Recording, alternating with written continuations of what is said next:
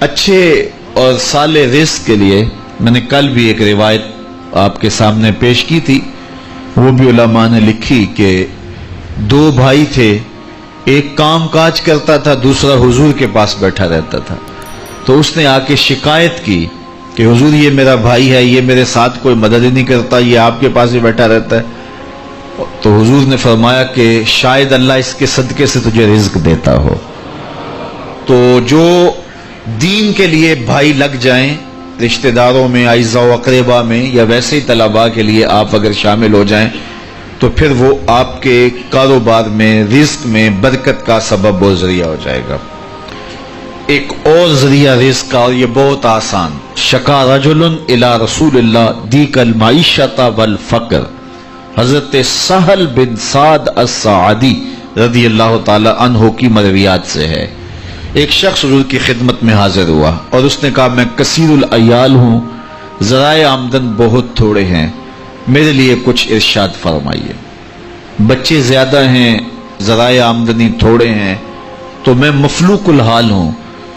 تو اس نے اپنے فقر کا، اپنی غربت کا حضور کے سامنے قضیہ رکھا۔ شکا رجل الی رسول اللہ دیک المعیشۃ والفقر۔ آقا کریم نے اس کو جو وظیفہ بتایا وہ بالکل آسان ہے، آپ سب کو پہلے یاد ہے، لیکن اس پہ عمل کرنے شروع۔ قال اذا دخلت الدار فسلم علی، کہا جب گھر جائے تو گھر میں داخل ہونے لگے تو گھر والوں کو السلام علیکم کہہ دیا کرو۔ یہ وظیفہ شروع کر لو کہ جب بھی گھر جاؤ السلام علیکم۔ اس کے بعد ایک مرتبہ سورہ اخلاص پڑھ دیا کرو، قل هو اللہ احد۔ یہ وظیفہ فرمایا تم نے شروع کر دینا ہے، جب بھی گھر جاؤ السلام علیکم یہ کہہ کے داخل ہو، پھر اس کے بعد قل هو اللہ احد ایک مرتبہ سورہ اخلاص پڑھ دیا کرو۔ اور میرے آقا نے فرمایا کبھی ایسا ہو کہ تو گھر جائے، گھر موجود نہ ہو، اہل خانہ کہیں گئے ہوئے ہوں، تو فرمایا عمل نہیں چھوڑنا، فسلم علیہ، پھر تو مجھے سلام کہنا، پھر تو مجھے سلام کہہ دینا۔ وہ صحابی فرماتے ہیں کہ میں نے یہ عمل شروع کر لیا، جب گھر جاتا السلام علیکم، اس کے بعد سورہ اخلاص پڑھ دیتا، بیٹھنے سے پہلے پہلے یہ کام کرتا۔ اور کبھی ایسا ہوتا میں گھر نہ جاتا، گھر والے گھر نہ ہوتے، پھر تو مجھے چائے چڑھ جاتا، پھر میں حضور کو سلام کہتا۔ اللہ اکبر۔ حضرت ملا علی قاری نے شرح شفا میں لکھا ہے، جو حضرت قاضی ایاز مالکی اندلسی علیہ رحمہ نے لکھا ہے شفا میں، کہ جب گھروں کو جاؤ تو حضور کو سلام کرو۔ تو اس کی شرح میں لکھتے ہیں حضور کو سلام کیوں کرو، تو وہ کہتے ہیں لِأَنَّ رُوحَهُ علیہ السلام موجود فی بیوت المسلمین، اس لیے کہ حضور کی روح کا فیضان مومنین کے گھر میں موجود ہوتا ہے۔ اللہ اکبر۔ اس لیے حضور کو سلام کرو۔ وہ کہتا ہے جب کوئی نہ ہوتا میں حضور کو سلام کرتا۔ وہ اپنے نام لیواؤں کو تنہا چھوڑتے کب ہیں، جہاں ہم دم نہ ہو کوئی وہاں سرکار ہوتے ہیں۔ تو کہا اس کے بعد سورہ اخلاص پڑھ دیتا۔ یہی میرا عمل رہا۔ پھر اس کا فائدہ کیا ہوا، وظیفہ حضور نے بتایا تھا، اور جب بھی جاتا السلام علیکم سورہ اخلاص، کوئی نہیں ہے تو حضور کو سلام اور سورہ اخلاص کہتے۔ میں نے عمل شروع کر دیا، حتی افاد اللہ جیرانہ، اس عمل کی برکت سے میں نے تو امیر ہونا ہی ہونا تھا، میرے ہمسائے بھی امیر ہو گئے۔ ایسی برکتیں، ایسی رحمتیں اتری کہ میرے ہمسایوں کے ہاں بھی فراوانیوں اور برکتوں کا نزول ہونے لگا۔ اسی طرح رزق کی فراوانی کا ایک اور ذریعہ ہے، اور وہ یہ انفاق فی سبیل اللہ۔ جب اللہ کی راہ میں آپ خرچ کریں گے تو پھر اس سے رزق بڑھتا ہے۔ جبکہ ہماری عقل و خرد کے فیصلے یہ ہیں کہ مال میں سے کچھ نکالا جائے، تو ہمارا ریاضی اور حساب یہی کہتا ہے کہ کچھ کم ہوتا ہے، ہمارے کیلکولیٹر کا نتیجہ بھی یہی ہے، ہمارا اکاؤنٹنٹ بھی یہی کہتا ہے کہ اتنے نکال دو گے تو باقی اتنے بچیں گے۔ لیکن میرے حضور نے فرمایا کہ میں قسم اٹھا کے کہتا ہوں کہ صدقے سے مال کم نہیں ہوگا۔ رزق کا معاملہ بھی یہ ہے، جب اس کی راہ میں دیتے رہو گے تو اللہ عطا کرتا رہے گا۔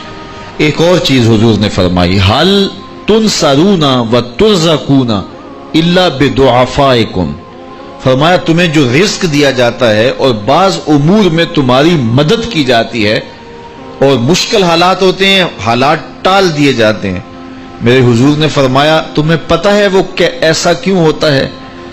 حل تنصرون و ترزقون، تمہیں جو رزق بھی دیا جاتا ہے، بعض اوقات ایسا ہوتا ہے ایک بندہ بڑی محنت کرتا ہے نتائج نہیں ملتے، ایک بندے کی تھوڑی محنت ہوتی ہے لیکن دروازے کھلتے چلے جاتے ہیں، مشکل میں پھنس جاتا ہے، کوئی ایسا سبب لگ جاتا ہے کہ راستے کھل جاتے ہیں، تو بندہ کہتا ہے کہ پتہ نہیں یہ کیا ہوا، تو حضور نے فرمایا کیا جانتے ہو حل تنصرون و ترزقون، تمہاری یہ جو مدد ہوئی اور تمہیں جو رزق کی کشادگی عطا کر دی گئی یہ کیوں ہوئی ہے پتہ ہے؟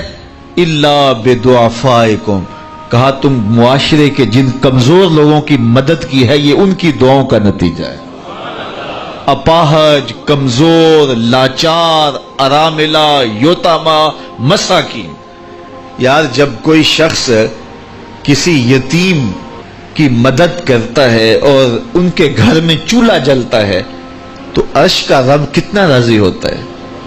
جب کوئی دکھیے کے کام آتا ہے اور اس کی اعانت کرتا ہے تو پھر وہ راضی ہو جاتے ہیں۔ غریب پھنسے ہوئے ماں باپ، گھر بیٹی جوان ہو رہی ہے اور بڑھاپے کی طرف اس کا رخ ہو رہا ہے اور ان کے پاس ہمت نہیں ہے کہ ان بیٹی کو اٹھا سکیں، تو کوئی صاحب ثروت چپکے میں جا کے ان کی مدد کر دیتا ہے کہ تیری بیٹی میری بیٹی ہے اور اس کو تو نے گھر کی دہلیز سے اٹھانا ہے، تو پھر وہ ایک دم خوش ہو جاتا ہے اور آسودہ ہو کے اس کا انتظام کرتا ہے اس کی شادی کا۔ تو کوئی جانتا ہے کہ اس بوڑھے ماں باپ کے دل سے کتنی دعائیں نکلتی ہیں اور اس جو ہے وہ بیٹی کے دل سے کتنی تمنائیں اور کتنی جو ہے وہ نیک جذبات ان اشخاص کے لیے ہوتے ہیں جو ان کی مدد کے لیے کھڑے ہوئے، تو کوئی اس کا وزن ہے؟ کوئی وزن نہیں کر سکتا کہ اللہ تعالیٰ اس کی برکت کتنی عطا کرتا ہے۔ تو میرے حضور نے ارشاد فرمایا تمہیں جو رزق دیا جاتا ہے، مصائب سے تمہیں بچا لیا جاتا ہے، آتی آتی تکلیف ٹل جاتی ہے، تمہاری نصرت دشمن کے مقابلے میں ہوتی ہے، حاسدین کے مقابلے میں تم کھڑے ہو جاتے ہو، فرمایا تمہیں پتہ ہے یہ تمہیں کیوں ایسا ہوتا ہے؟ فرمایا الا بدعفائکم، جو تمہارے معاشرے کے کمزور لوگ ہیں جن کی تم نے مدد کی، فرمایا یہ ان کی دعاؤں کا نتیجہ ہوتا ہے، ان کے اٹھے ہوئے ہاتھ اللہ کبھی خالی نہیں موڑتا ہے۔ اس لیے لاچار لوگوں کی، دکھی لوگوں کی، بے بس اور بے آسرا لوگوں کی مدد کے لیے کھڑے ہو جایا کرو۔ وہ کسی نے کہا تھا کہ بڑوں کی بڑی بڑی خدمتوں سے وہ سکون نہیں ملتا جو چھوٹے چھوٹے لوگوں کی چھوٹی چھوٹی خدمتوں سے مل جاتا ہے۔ بڑوں کی بڑی خدمتیں بھی کریں تو وہ راضی نہیں ہوتے، لیکن چھوٹوں کی چھوٹی چھوٹی خدمتیں، یار غریب کو تو پیار سے کھڑا کر کے اس کے پشت پہ شفقت کا ہاتھ پھیر دیں تو وہ سارا دن خوشی سے گزار دیتا ہے کہ آج جو ہے وہ فلاں صاحب نے مجھے تکریم دی ہے، مجھے عزت دی ہے۔ تو میرے حضور نے فرمایا کہ تمہاری یہ جو مدد ہوتی ہے اور رزق دیا جاتا ہے یہ تمہارے کمزوروں کی وجہ سے اللہ تعالیٰ تمہارے اوپر کرم فرماتا ہے۔ اچھا، ایک اور ذریعہ رزق کے اضافے کا حضرت عبداللہ ابن مسعود رضی اللہ تعالی عنہ کی مرویات سے۔ یہ حضرت عبداللہ ابن مسعود جلیل القدر صحابی ہیں، ان کے ہاں بیٹیاں ہی بیٹیاں تھیں۔ اچھا، جب ان کا آخری وقت آیا اور یہ بڑے سخت بیمار ہو گئے تو نزع کی سی کیفیت طاری ہو گئی، تو حضرت عثمان غنی رضی اللہ تعالیٰ عنہ ان کا حال پوچھنے آئے۔ تو جب حال پوچھا، بیٹھے، گفتگو ہوئی، واپس چلنے لگے، تو حضرت عثمان غنی نے اشرفیوں کی 2 تھیلیاں نکال کے حضرت عبداللہ ابن مسعود کو پیش کی۔ تو انہوں نے کہا کہ مجھے تو اس کی ضرورت نہیں ہے، میں تو اس دنیا سے جا رہا ہوں، تو یہ مجھے کیوں دے رہے ہیں؟ تو حضرت عثمان نے کہا کہ یہ آپ کی بیٹیوں کے لیے ہے، چونکہ آپ کی بیٹیاں ہی بیٹیاں ہیں تو یہ میں ان کے لیے پیش کر رہا ہوں، آپ کو تو واقعی ضرورت نہیں، دنیا سے جا رہے ہیں تو یہ ان کے لیے ہے۔ تو حضرت عبداللہ ابن مسعود نے پھر تھیلیاں موڑتے ہوئے کہا کہ میری بیٹیوں کو اس کی ضرورت نہیں ہے، اس لیے کہ میرے حضور نے فرمایا تھا کہ جس کے پاس سورہ واقعہ ہو اس کو غربت تنگ نہیں کر سکتی۔ تو میری بیٹیاں رات کو سونے سے قبل ایک مرتبہ سورہ واقعہ ضرور پڑھتی ہیں. اس لیے تم میری بیٹیوں کے بارے پریشان نہیں ہونا، اللہ کے فضل سے انہیں غربت تنگ نہیں کرے گی، ان کے پاس سورہ واقعہ جو موجود ہے.